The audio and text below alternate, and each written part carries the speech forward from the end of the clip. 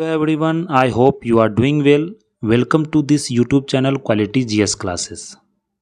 जैसा कि हम लोग जानते हैं कि जो 10 अक्टूबर को वर्ल्ड मेंटल हेल्थ डे मनाया जाता है। तो यह जो वर्ल्ड मेंटल हेल्थ डे मनाया जाता है, इसी पर हम लोग आज चर्चा करेंगे कि क्यों यह वर्ल्ड मेंटल हेल्थ डे मनाया जाता है, इसके पीछे का क्या रीज़न है। और ये आज एक सबसे बड़ा एक मुद्दा, सबसे बड़ा एक इशू बन चुका है वर्ल्ड वाइड, क्योंकि जो मेंटल हेल्थ इशू है ये इसे समाज में एक स्टिग्मा के रूप में देखा जाता है। तो जो world federation for mental health है, इस इंस्टीट्यूशन ने इसे मतलब 10 अक्टूबर को एक दिन रखा, जो 10 अक्टूबर को हर एक साल इसे अवेयरनेस फैलाने के लिए, और जो डिफरेंट जो सेक्टर्स में किस तरह से ये अफेक्ट करता है मेंटली, फिजिकली, इमोशनली, उसको मतलब उसमें अवेयरनेस फैलाने के लिए इस दिन को आपको मनाया जाता है। तो सबसे पहले अगर मेंटल हेल्थ इशू की बात करें तो जिस तरह से आज ग्लोबली में जो रैपिड चेंजेस हो रहे हैं, मतलब कि बहुत सारे जो चेंजेस की आप बात करें, अनसर्टेनिटी की बात करें, जो क्लाइमेट चेंज के कारण भी अनसर्टेनिटी हो रहा है, प्रेशर्स बहुत ज़्यादा है, चाहे आप यंगस्टर्स की बात करें, उनके पढ़ाई की या उनके स्टडी की या उनके जो जॉब्स की बात करें, वो अनएम्प्लॉयमेंट की बात करें, इस तरह से क्या हो रहा है, आज मेंटल हेल्थ इशू एक बहुत बड़ा समस्या बन चुका है, एक बहुत बड़ा, इसे एक साइलेंट पेंडेमिक का नाम भी दिया जाता है। तो जो मेंटल हेल्थ इशू है, इस पर समाज अभी भी मतलब जैसे जो आपको जो डेवलपिंग सोसाइटी है, जो अभी पूरी तरह से डेवलप नहीं हो चुकी है या एटलीस्ट डेवलपिंग सोसाइटी, वहाँ इस जो मेंटल हेल्थ को इसे अभी भी एक तरह से एक डिजीज़ माना जाता है, या बोल सकते हैं इसे एक तरह स्टिग्मा के रूप में देखा जाता है, एक टैबू की तरह इसे देखा जाता है। तो जो मेंटल हेल्थ इशू का जो अगर बात करें तो WHO के अकॉर्डिंग अगर यहाँ बात करें तो WHO के अकॉर्डिंग बताया जा रहा है कि मतलब 4 लोग में से एक जो है वो मेंटल हेल्थ इशू से अपने पूरे लाइफ में कभी ना कभी अफेक्ट होते हैं। तो ये ऐसा नहीं है कि आपको एक ही पर्सन से अफेक्ट होते हैं, इससे हर एक पर्सन अपने लाइफ में किसी न किसी मतलब क्षण में क्या होते हैं कि इफ़ेक्ट होते हैं। जैसे कि उनके मतलब चाहे वो इकोनॉमिक प्रॉब्लम हो, चाहे सोशल प्रॉब्लम हो, चाहे आपको फिजिकल प्रॉब्लम हो, हेल्थ प्रॉब्लम हो, चाहे सोसाइटी का आज प्रॉब्लम हो, तो ये पूरा एक क्या करता है कि इम्पैक्ट डालता है आपके माइंड पर। तो ये जिस तरह से आप एंजाइटी की प्रॉब्लम देख सकते हैं, डिप्रेशंस का प्रॉब्लम देख सकते हैं, तो वो आज स्टूडेंट्स कैटेगरी में जो स्टूडेंट्स का जोन है, जो जिस तरह से एम्प्लॉयमेंट जो अनएम्प्लॉयमेंट रेट आज बढ़ा हुआ है, उसमें ये आपको ज़्यादा देखने को मिलेगा, मेनली स्टूडेंट्स एरिया में। तो हम लोग इस पर भी आज यहाँ पर बात करेंगे। तो सबसे पहले अगर हम लोग यहाँ पर देखें जो मेंटल हेल्थ इशू के बारे में, तो इसे WHO ने जो डिफाइन किया है, को उन्होंने जो WHO ने बोला, वो बोला कि mental health is a state of mental well being that enables us to cope with stress of life.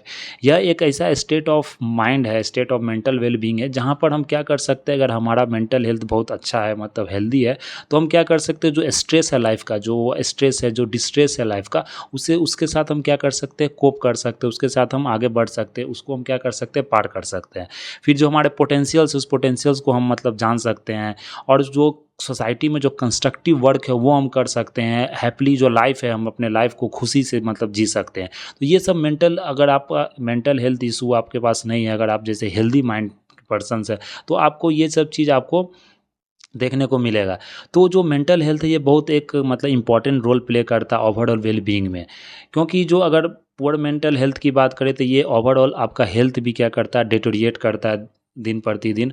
और जो आज के समय जो स्टूडेंट्स है, वो मेंटल हेल्थ इशू से बहुत ज़्यादा सफ़र करते हैं हर एक फ्रंट पर, चाहे वो एकेडमिक हो, चाहे वो पर्सनल हो। जैसे हम लोग अगर सिविल सर्वेंट्स का एग्जांपल ले, मतलब जो सिविल सर्विसेज की जो तैयारी करते हैं जो स्टूडेंट, तो अगर उनकी बात करें तो वो जानते हैं उनमें उनको आइसोलेशन में रहना पड़ता है, अपने मतलब फैमिली से अलग रहना पड़ता है, चाहे मतलब कोचिंग के लिए, या फिर उनको जो इकोनॉमिक प्रॉब्लम होता है, जो फाइनेंशियली जो प्रॉब्लम होता है, वो तो एक अलग होता है। फिर तो जो सोसाइटी का जो एक मतलब प्रॉब्लम होता है, मतलब सोसाइटी उसे किस तरह से क्या एक्सपेक्टेशन करती है उस स्टूडेंट से, वो एक अलग प्रेशर से स्टूडेंट पर डालता है। तो इस तरह से सबसे ज़्यादा जो अभी मेंटल हेल्थ का इशू देखा गया है, वो मेनली सिविल सर्वेंट जो सिविल एस्पिरेंट्स होते हैं, जो मेनली तैयारी करते हैं, या मेनली जो गवर्नमेंट जॉब्स की तैयारी करते हैं। क्योंकि आप जानते हैं जो फॉर्म का जो, अगर हम लोग फॉर्म का जो जनसंख्या देखें, जो फॉर्म जिस तरह से आपको निकलता है गवर्नमेंट के थ्रू, तो वो फॉर्म का जो सीट्स होते हैं, वैकेंसीज होते हैं, वो बहुत कम होते हैं, लेकिन जो स्टूडेंट्स होते हैं उसको भरने वाले वो बहुत ज़्यादा होते हैं।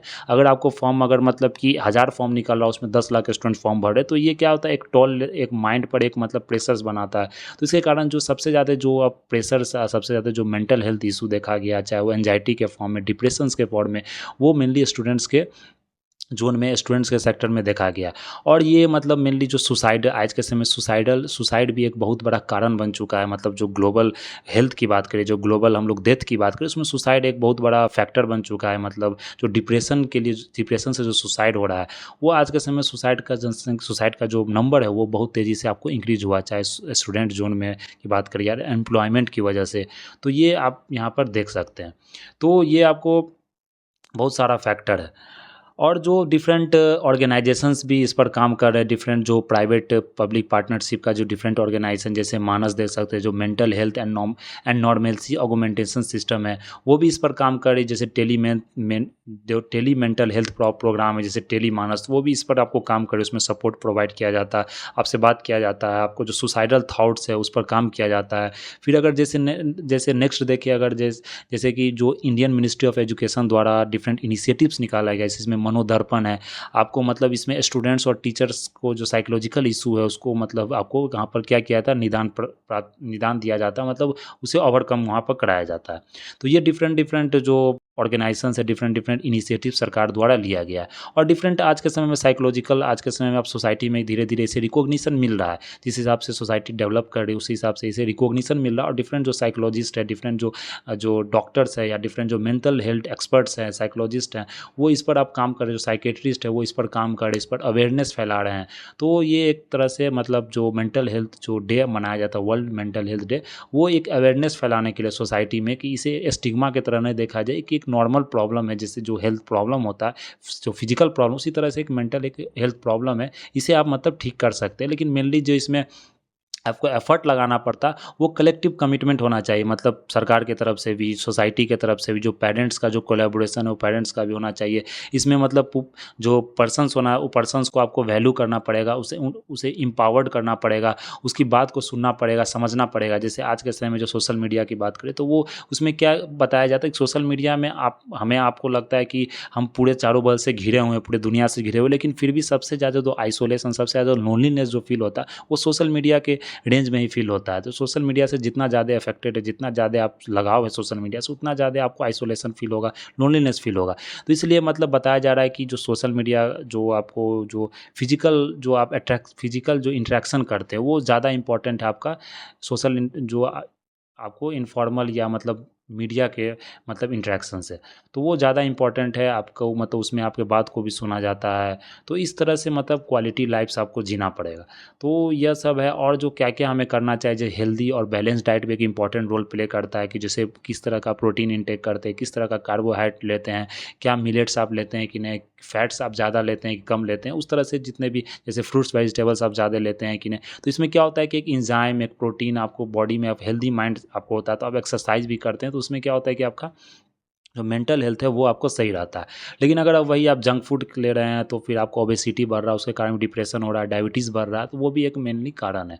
फिर अगर आप अच्छे से सोते हैं 7 से 8 घंटा, जो स्लीप साउंड स्लीप होता है, उसमें भी क्या होता है, कमिटेंस जो मेंटल हेल्थ इशू जो होता है वो आपको कम होता है, और जो रिटेंशन पावर हो गया या मेमोरी का जो इम्प्रूवमेंट होगा वो आपको बढ़ता है। फिर जैसे आपको राइटिंग और जर्नलिंग या किसी तरह का आपका हॉबी है, तो उस हॉबी को आप क्या कर सकते हैं, कंटिन्यू कर सकते हैं। उस हॉबी को आप मतलब कि ज़्यादा महत्व दे सकते हैं, तो उससे क्या होगा कि आपको मेंटल हेल्थ जो इशू है वो आपको कम होगा।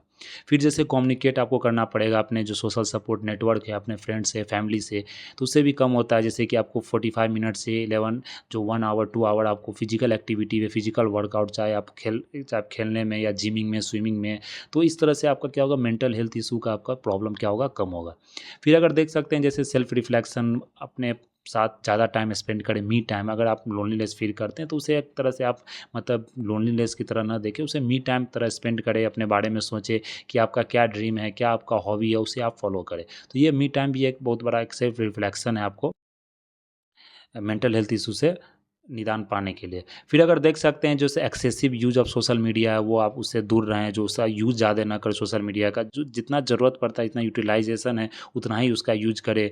और जो मतलब फेथ अपने आप में रखे, हार्ड वर्क करे, तो वो आपको एक दिन सफलता ज़रूर मिलेगी। लेकिन वो इस तरह से, जिस तरह से सफलता को आज डिफ़ाइन किया गया है, वो एक मतलब जो कट थ्रोट कॉम्पिटिशन के रूप में, जो कट थ्रोट कॉम्पिटिशन एक आज के समय में हो रहा है, चाहे वो सिविल सर्वे एस्पिरेंट्स की बात करें या किसी भी गवर्नमेंट एग्जाम्स की बात करें, तो इस तरह से क्या हो रहा है कि वो रैट रेस और कट थ्रोट कंपटीशन के कारण जो सबसे ज़्यादा मेंटल हेल्थ इशू आ रहा है, वो स्टूडेंट के स्टूडेंट के साथ ये हो रहा है, वो मतलब जो आज के समय में जो जितने भी स्टूडेंट्स हैं उनके साथ ये ज़्यादा हो रहा है। तो ये आपको यहाँ पर ध्यान रखना पड़ेगा, self care is necessary for sound mental health which should not be stigmatise at any point of life. तो इसे आप स्टिग्मेटाइज ना करें। तो ये आपको मेंटल हेल्थ डे पर जो मतलब चर्चा था, जो मतलब हम लोगों ने यहाँ पर डिस्कस किया, तो इस तरह से आप मतलब जो फ्यूचर जनरेशन्स को भी एस्पायर कर सकते हैं, मेंटल हेल्थ इशू पर आप बात कर सकते हैं। इससे क्या होगा कि जो स्टिग्मा है जो इससे अटैच है मेंटल हेल्थ इशू से, वो क्या होगा, धीरे धीरे आपको ख़त्म होगा। तो ये था आपको मेंटल हेल्थ के बारे में, जो कि मतलब कि बहुत अभी तेज़ी से आपको इंक्रीज़ हो रहा है, तो इस पर हम लोगों ने यहाँ पर डिस्कस किया। तो इस डिस्कशन में हम लोग इतना ही रहने देते हैं। That's all for today. Thank you very much.